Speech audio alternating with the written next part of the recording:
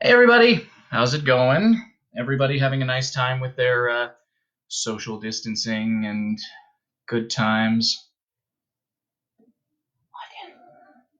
Oh, hello, we are live. Hey, how's it going, everybody? Are we all having a nice time with our social distancing and coronavirus and everything? I hope everybody's staying safe out there. I really do. Um, I know that it's kind of some scary times right now, and there's a lot of tension, a lot of fear, a lot of questionable stuff that's going on in the world right now, and that's rough. And I've been seeing a lot of people who are fellow performing artists, other kinds of artists, basically everybody involved with the arts coming out and just doing a whole bunch of cool stuff for everything. So that's uh, that's wonderful, I think, and I wanted to make myself a part of it. So um, since this whole thing started, I've been doing a whole lot of just hanging out, doing whatever. And while I've been doing that, I started rereading Dune by Frank Herbert a little bit ago, and it's a terrific novel. So if you've never given it a chance, I highly encourage it. It's like Star Wars if you took out half the action scenes and threw in some Shakespearean familial kind of drama, and then you throw in some fun desert shenanigans, and that's the book, very simplified, but it's a very compelling read, and I'm a huge fan of science fiction as a genre, and I think a whole lot of people should check out more science fiction literature. So I'm going to be reading the first chapter, and we'll see if you guys like it, and if that's anything that you guys are interested in hearing more about in the future. Alrighty, without further ado, the first chapter of Dune.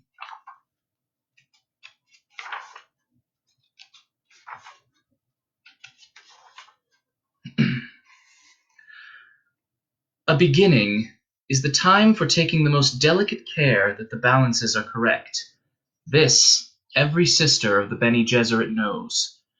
To begin your study of the life of Muad'Dib, then, take care that you first place him in his time, born the 57th year of the Padishah Emperor Shaddam IV, and take the most special care that you locate Muad'Dib in his place, the planet Arrakis. Do not be deceived by the fact that he was born on Caladan and lived his first 15 years there. Arrakis, the planet known as Dune, is forever his place. From the Manual of Muad'Dib by the Princess Irulan. By the way, that jingling sound that you guys are hearing in the background is my cat, Odin. He's playing with his little ball over here. Good boy, Odin. You might hear him occasionally, so if that happens, just enjoy it. In the week before their departure to Arrakis, when all the final scurrying about had reached a nearly unbearable frenzy, an old crone came to visit the mother of the boy, Paul. It was a warm night at Castle Caladan, and the ancient pile of stone that had served the Atreides family as home for 26 generations bore that cooled sweat feeling it acquired before a change in the weather. The old woman was led in by the side door, down the vaulted passage by Paul's room, and she was allowed a moment to peer at him where he lay in his bed. By the half-light of a dispenser lamp, dimmed and hanging near the floor, the awakened boy could see a bulky female shape at his door, standing one step ahead of his mother. The old woman was a witch shadow, hair like matted spiderwebs, hooded round darkness of features, eyes like glittering jewels.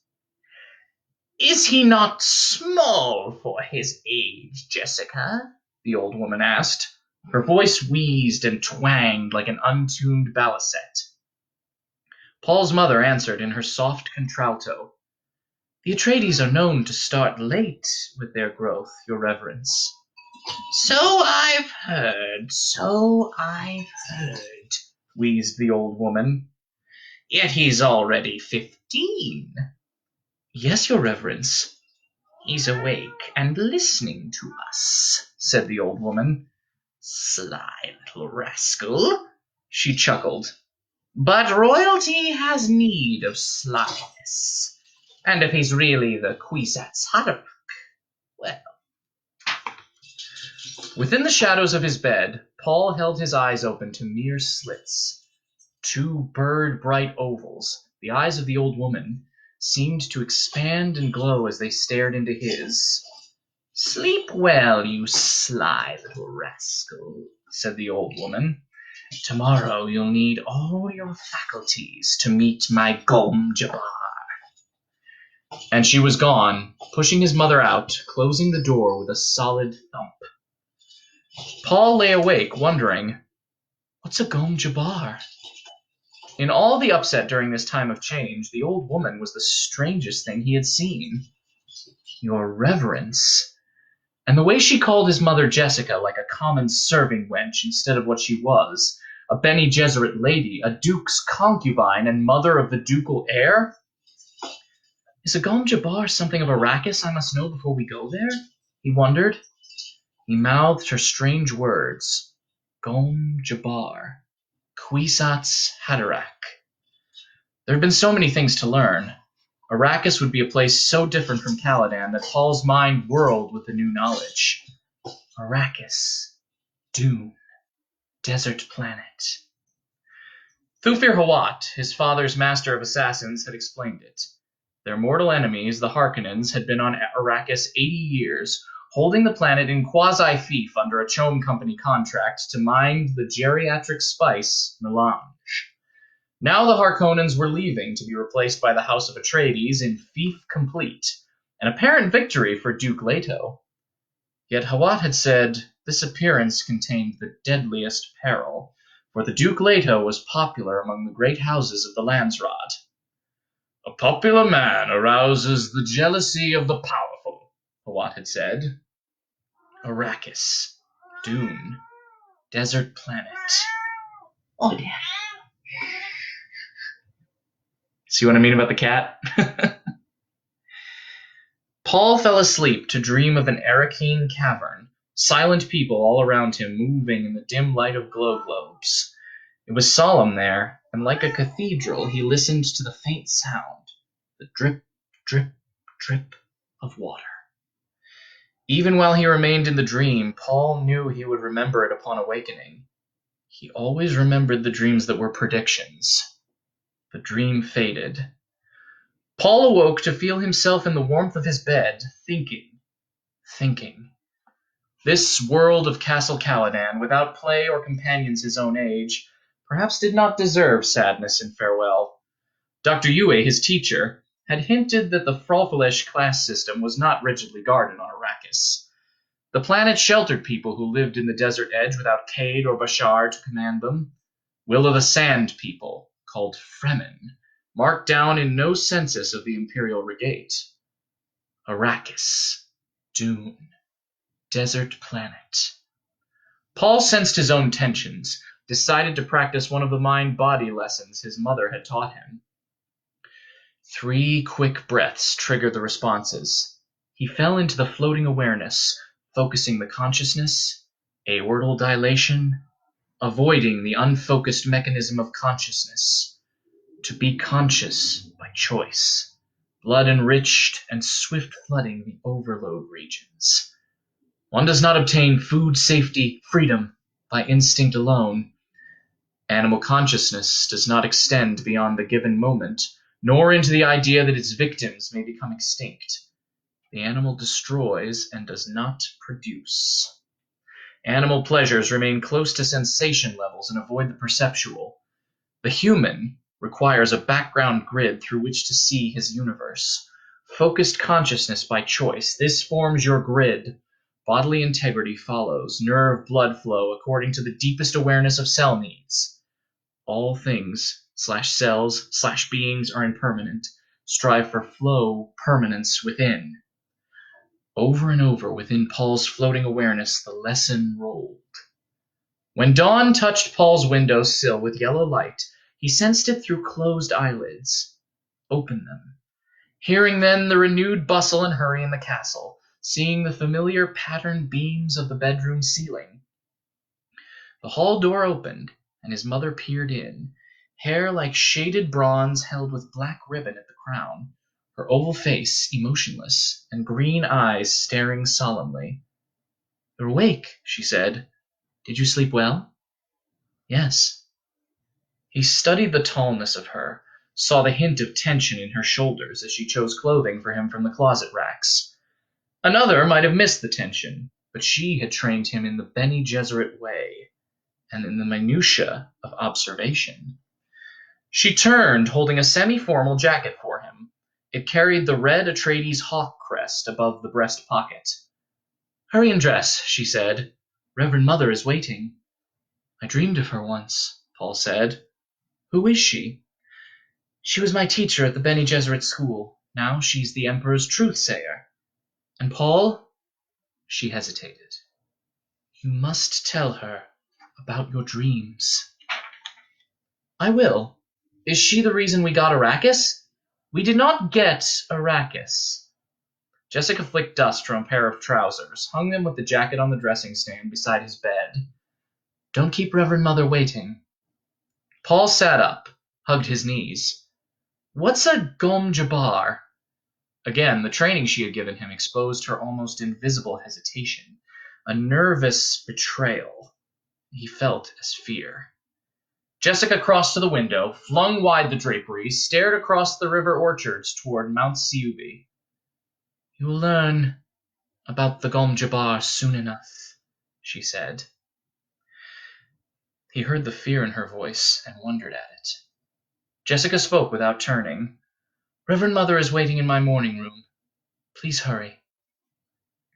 The Reverend Mother Gaius Helen Mohiam sat in a tapestried chair watching mother and son approach. Windows on each side of her overlooking the curving southern bend of the river and the green farmlands of the Atreides family holding. But the Reverend Mother ignored the view. She was feeling her age this morning, more than a little petulant. She blamed it on space travel in association with that abominable spacing guild and its secretive ways. But here was a mission that required personal attention from the Emperor's truth-sayer herself. "Damn that Jessica," the Reverend Mother thought. "If only she'd borne us a girl as she was ordered to do." Jessica stopped 3 paces from the chair, dropped a small curtsy, a gentle flick of left hand along the line of her skirt. Paul gave the short bow his dancing master had taught, the one used when in doubt of another's station. The nuances of Paul's greeting were not lost on the Reverend Mother. She said, "He's a cautious one, Jessica." Jessica's hand went to Paul's shoulder, tightened there. For a heartbeat, fear pulsed through her palm. Then she had herself under control. "Thus he has been taught, your reverence." What does she fear? Paul wondered. The old woman studied Paul in one gestalten flicker, face oval like Jessica's, but strong bones. Hair, the Duke's black but with brow line of the maternal grandfather who cannot be named, and that thin, disdainful nose. Shape of directly staring green eyes, like the old Duke, the paternal grandfather who is dead. Now there was a man who appreciated the power of bravura, even in death, the Reverend Mother thought. "Teaching is one thing," she said. "The basic ingredient is another. We shall see." The old eyes darted a hard glance at Jessica. "Leave us. I enjoin you to practice the meditation of peace." Jessica took her hand from Paul's shoulder. "Your Reverence, Jessica, you know it must be done." Paul looked up at his mother, puzzled. Jessica straightened. "Yes, of course." Paul looked back at the Reverend Mother. Politeness and his mother's obvious awe of this old woman argued caution. Yet he felt an angry apprehension at the fear he sensed radiating from his mother. "Paul?" Jessica took a deep breath. "This test you're about to receive, it's important to me." "Test?" He looked up to her. "Remember that you're a duke's son," Jessica said. She whirled and strode from the room in a dry swishing of skirt. The door closed solidly behind her. Paul faced the old woman, holding anger in check. Does one dismiss the Lady Jessica as they would a serving wench? A smile flicked the corners of the wrinkled old mouth. The Lady Jessica was my serving wench, lad, for 14 years at school. She nodded. And a good one, too. Now, you come here. The command whipped out at him. Paul found himself obeying before he could think about it. Using the voice on me, he thought. He stopped at her gesture, standing beside her knees. See this? She asked. From the folds of her gown, she lifted a green metal cube about 15 centimeters on a side. She turned it, and Paul saw that one side was open, black, and oddly frightening. No light penetrated the open blackness. Put your right hand in the box, she said. Fear shot through Paul. He started to back away, but the old woman said, Is this how you obey your mother? She looked up into bird-bright eyes.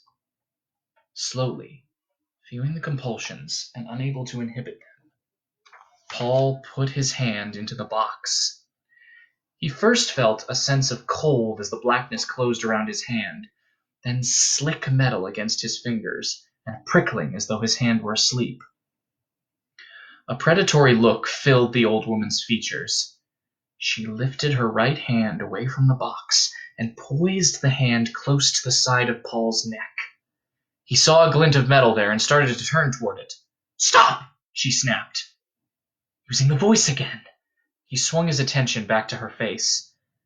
I hold at your neck the Gom Jabbar, she said. The Gom Jabbar, the high-headed enemy. It's a needle with a drop of poison on its tip. Ah! Don't pull away, or you'll feel that poison. Paul tried to swallow in a dry throat. He could not take his attention from the seamed old face, the glistening eyes, the pale gums around silvery metal teeth that flashed as she spoke. A duke's son must know about poisons, she said.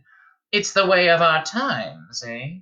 Musky, to be poisoned in your drink. Almas, to be poisoned in your food. The quick ones and the slow ones and the ones in between. Here's a new one for you. The Gom Jabbar. It kills only animals. Pride overcame Paul's fear. You dare suggest a duke's son is an animal, he demanded. Let us say I suggest you may be human, she said. Steady! I warn you not to try jerking away. I am old, but my hand can drive this needle into your neck before you escape me. Who are you? He whispered. How did you trick my mother into leaving me alone with you?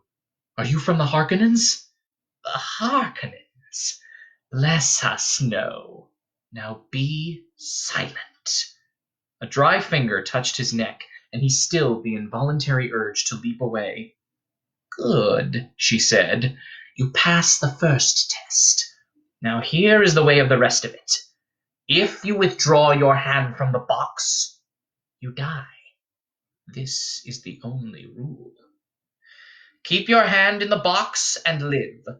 Withdraw it and die. Paul took a deep breath to still his trembling. If I call out, there'll be servants on you in seconds, and you'll die. Servants who will not pass your mother, who stands guard outside that door. Depend on it. Your mother survived this test. Now it's your turn. Be honored. We seldom administer this to men, children. Curiosity reduced Paul's fear to a manageable level. He heard truth in the old woman's voice, no denying it.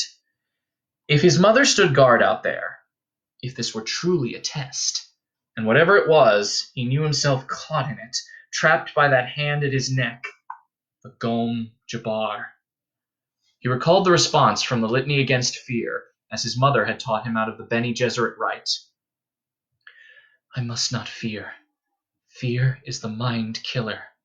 Fear is the little death that brings total obliteration. I will face my fear.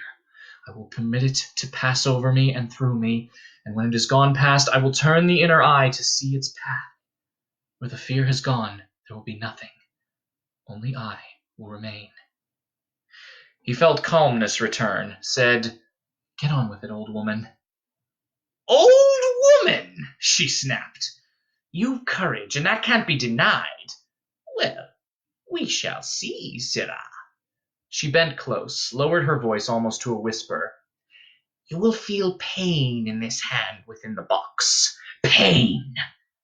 But withdraw the hand, and I'll touch your neck with my Gom Jabbar, the death so swift it's like the fall of the headsman's axe. Withdraw your hand, and the Gom Jabbar takes you. Understand?" "What's in the box?" "Pain." He felt increased tingling in his hand, pressed his lips together tightly. How could this be a test, he wondered. The tingling became an itch. The old woman said, "You've heard of animals chewing off a leg to escape a trap? There's an animal kind of trick. A human would remain in the trap, endure the pain, feigning death that he might kill the trapper and remove a threat to his kind." The itch became the faintest burning. "Why are you doing this?" he demanded. "To determine if you're human. Be silent." Paul clenched his left hand into a fist as the burning sensation increased on the other hand. It mounted slowly, heat upon heat upon heat upon heat. He felt the fingernails of his free hand biting the palm. He tried to flex the fingers of the burning hand, but couldn't move them.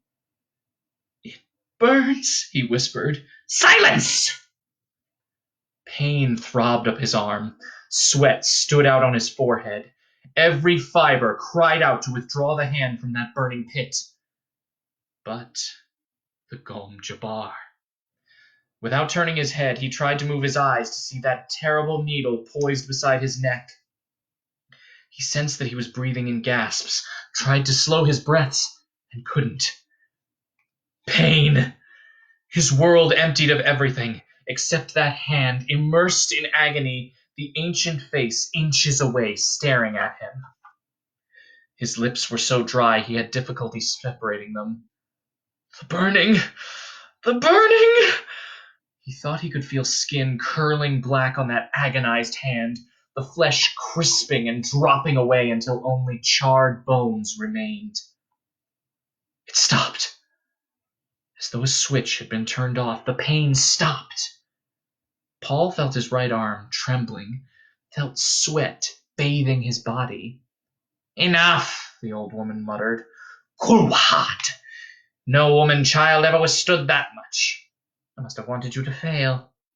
She leaned back, withdrawing the Gom Jabbar from the side of his neck.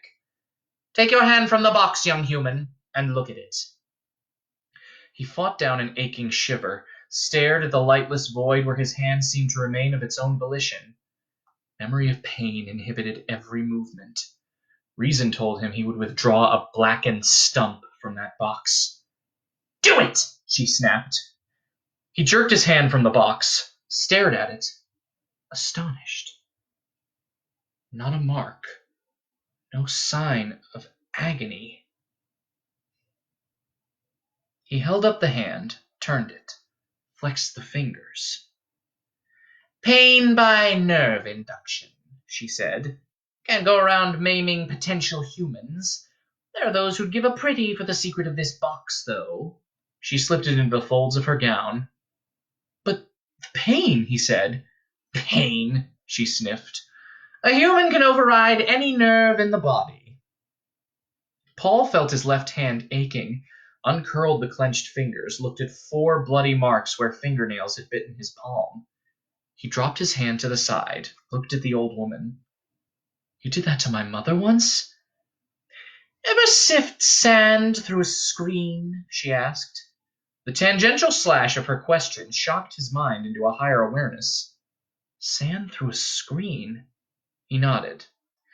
We Bene Gesserit shift people to find the humans. He lifted his right hand, willing the memory of the pain. And that's all there is to it. Pain? I observed you in pain, lad. Pain's merely the axis of the test. Your mother's told you about our ways of observing. I see the signs of her teaching in you. Our test is crisis and observation. He heard the confirmation in her voice. Said, It's truth. She stared at him. He senses truth. Could he be the one? Could he truly be the one? She extinguished the excitement, reminding herself, hope clouds observation. You know when people believe what they say, she said. I know it. The harmonics of ability, confirmed by repeated tests, were in his voice. She heard them, said, Perhaps you are the Kwisatz Haderach. Sit down, little brother, here at my feet. I prefer to stand. Your mother sat at my feet once. I'm not my mother. You hate us a little, eh? She looked toward the door, called out, Jessica! The door flew open, and Jessica stood there, staring hard-eyed into the room. Hardness melted from her as she saw Paul. She managed a faint smile. Jessica, have you ever stopped hating me? The old woman asked. I both love and hate you, Jessica said. The hate, that's from pains I must never forget. The love, that's just the basic fact, the old woman said. But her voice was gentle. You may come in now, but remain silent. Close that door, and mind it that no one interrupts us. Jessica stepped into the room, closed the door, and stood with her back to it. My son lives, she thought. My son lives and is human. I knew he was, but he lives. Now I can go on living. The door felt hard and real against her back. Everything in the room was immediate and pressing against her senses. My son lives. Paul looked at his mother. She told the truth. He wanted to get away alone and think this experience through, but he knew he could not leave until he was dismissed. The old woman had gained a power over him. They spoke truth. His mother had undergone this test. There must be terrible purpose in it. The pain and fear had been terrible. He understood terrible purposes. They drove against all odds. They were their own necessity. Paul felt that he had been infected with terrible purpose. He did not know yet what the terrible purpose was. Some day, lad, the old woman said, you too may have to stand outside a door like that. It takes a measure of doing. Paul looked down at the hand that had known pain, then up to the Reverend Mother. The sound of her voice had contained a difference then from any other voice in his experience. The words were outlined in brilliance. There was an edge to them. He felt that any question he might ask her would bring the answer that could lift him out of his flesh world into something greater. Why do you test for humans? He asked. To set you free. Free? Once men turned their thinking over to machines in the hope that this would set them free. But that only permitted other men with machines to enslave them. Thou shalt not make a machine in the likeness of man's mind, Paul quoted.